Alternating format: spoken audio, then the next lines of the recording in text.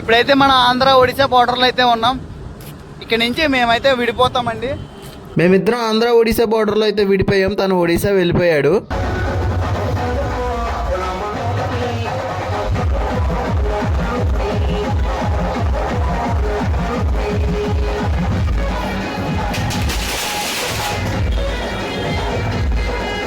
అలా కాసేపు పెళ్లి డ్యాన్స్ చూసేసి ఇచ్చాపురంలో శ్రీరామనామ మహాయజ్ఞం జరుగుతుందని తెలుసుకుని అక్కడికైతే వెళ్ళాను.